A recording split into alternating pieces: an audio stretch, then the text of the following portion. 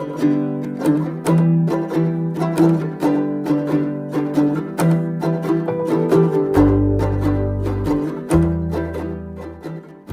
dia bahasa Indonesia. Dia tak bercakap bahasa Cina. Saya terkejut. Kadang-kadang dengar suara macam orang Indonesia bila beralih tengok orang Cina. Kenapa Malaysia tak macam itu?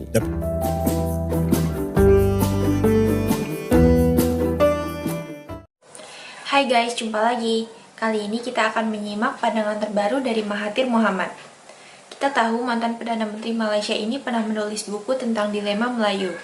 Buku ini amat terkenal dan tampaknya masih relevan hingga sekarang.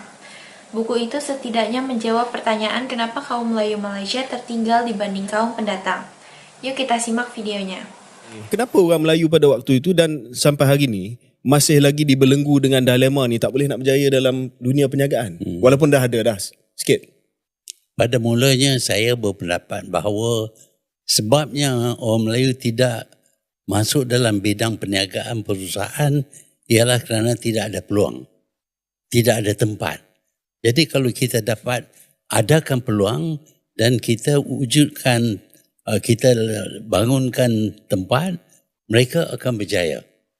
Malangnya apabila saya dewasa dan berkuasa, apabila kita bekalkan peluang, kita adakan peluang dan kita adakan kemudahan, Melayu masih tak berjaya.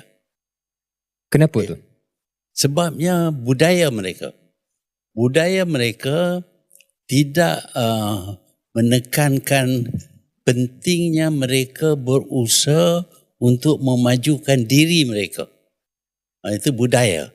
Kerana mereka berpendapat sudah cukup dengan apa yang ada. Adalah beberapa orang Melayu yang berjaya. Tetapi tidak menyeluruh. Walhal kita lihat bangsa-bangsa lain, hampir semua mereka berjaya. Sehingga komuniti mereka lebih ke depan daripada orang Melayu.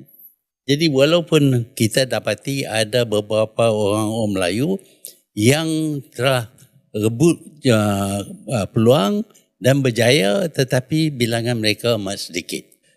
How did the society change? Ya, apabila kita tidak sanggup bekerja umpamanya, maka barulah orang lain datang kerana mereka lihat peluang banyak di Malaysia. Migrasi mereka disebabkan oleh kita tak sanggup membuat kerja-kerja tertentu. Dan mereka datang di sini, mereka sanggup bekerja walaupun berat, walaupun berbahaya, mereka sanggup bekerja. Hasilnya ialah hari ini mereka menjadi orang yang berjaya. Sebaliknya kita dapati umumnya orang Melayu kurang berjaya berbanding dengan kaum-kaum yang mendatang. Kita lihat di negara-negara seperti Jepun umpamanya, mereka bekerja kuat, sanggup buat apa saja kerja. Orang asing tak datang kerana tak ada peluang. Bila kita wujudkan peluang kerana kita tak nak kerja, maka orang asing masuk. Akhirnya mereka menuntut supaya mereka diberi hak dan saya khawatir hak mereka semakin meningkat, hak kita akan berkurangan dan kita akan hilang negara. Saya ingin sedarkan orang Melayu tentang kedudukan mereka. Kita sudah merdeka. Kita berkuasa. Tetapi dengan kuasa itu, kita sepatutnya lebih maju. Malangnya kita lihat orang lain lebih maju, kita tidak maju. Dan saya menyoal kepada diri saya, kenapa kita tidak maju? Dan saya berpendapat bahawa pandangan world view kita ialah memadailah macam ini, nak usaha, nak susah-susah, nak cari duit buat apa? Saya cukup makan. Boleh hidup, anak saya boleh ke sekolah. Jadi easy satisfaction. Jadi kita cari yang mudah kerana tak sanggup memasuki dalam bidang di mana kita menghadapi cabaran yang besar dan kita perlu berusaha bersungguh-sungguh untuk mengatasi cabaran. Sebab itu saya saya berpendapat bahawa ini budaya kita. Ini budaya kita, nilai hidup kita.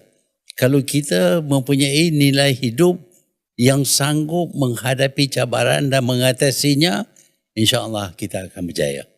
Itulah guys cuplikan dari pandangan Mahathir mengenai orang Melayu. Selanjutnya kita akan menyimak pula kenapa Malaysia tidak mampu meniru konsep bangsa Indonesia. Masalah ini juga masih jadi perdebatan hingga sekarang. Yuk kita lanjut ya. Apakah perasaan Tun tentang kedudukan orang bukan Melayu dalam negara Malaysia? Orang Melayu yang meneroka Semenanjung ini sebagai tanah Melayu. Dan seluruh dunia akui bahawa ini tanah Melayu. Kalau ada pendatang yang lain pun, mereka boleh jadi orang Melayu.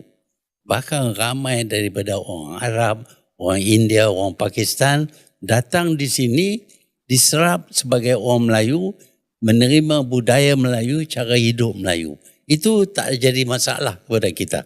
Tetapi apabila datang migran yang ingin kekalkan identiti mereka, kaitan mereka dengan negara asal mereka, bahkan mereka ingin tukar nama pemilik negara ini supaya bukan negara orang Melayu tetapi negara berbilang kaum.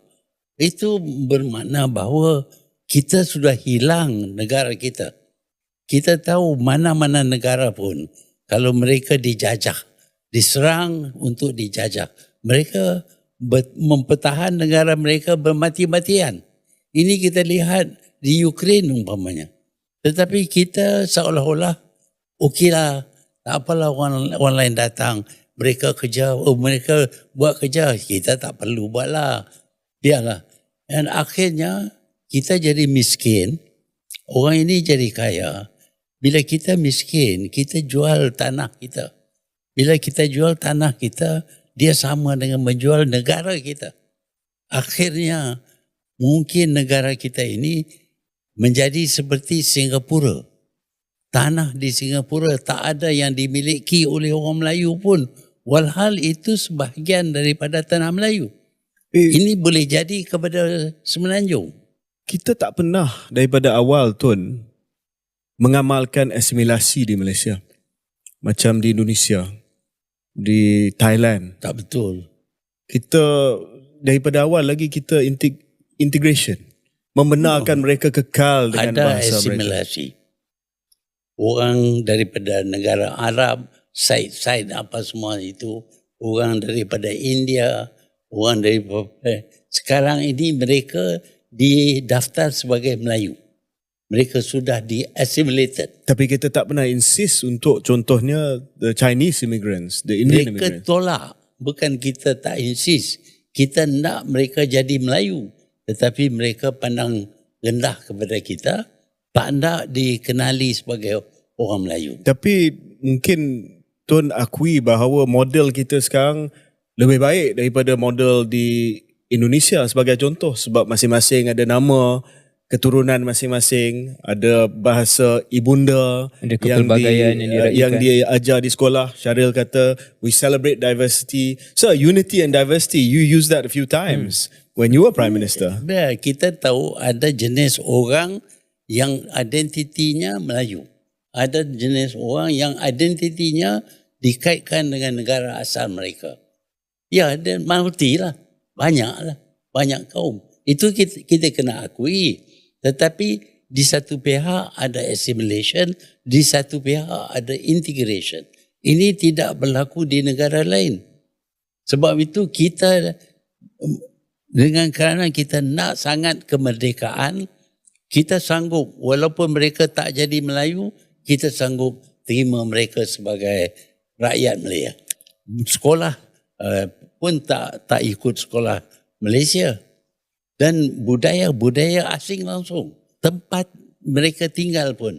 Satu kawasan mereka, hak mereka saja. Sehingga ada tempat-tempat yang mana ini mereka punya. Tak ada, orang Melayu tak boleh masuk, tak boleh bertanding. Well, ada juga kawasan Melayu yang orang Cina tak boleh masuk, tak boleh bertanding. Jadi kita tidak jadi satu bangsa. That is what I mean by bangsa. Kena serap budaya tempatan. Dan budaya itu, kalau orang di Indonesia, dia tukar nama dia. Bahasa dia bahasa Indonesia. Dia tak bercakap bahasa Cina. Saya terkejut. Kadang-kadang dengar suara macam orang Indonesia. Bila beralih tengok orang Cina. Kenapa Malaysia tak macam itu? Tapi dia orang Indonesia, Tun. That's the point there.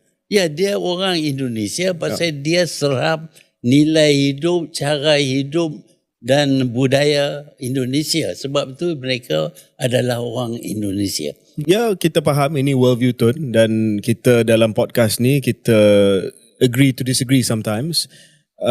Tetapi saya rasa kita dah terlajak jauh selepas kemerdekaan untuk kita patah balik ke satu sistem asimilasi. Dan saya rasa ini adalah satu model yang ada aset dia kepelbagaian.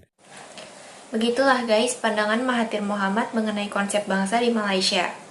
Rupanya ada perbedaan pandangan antara Mahathir dengan politikus yang lebih muda. Perbedaan seperti itu pula yang selama ini menyebabkan Malaysia gagal membentuk satu bangsa. Terima kasih sudah menonton sajian kami, sampai jumpa lagi.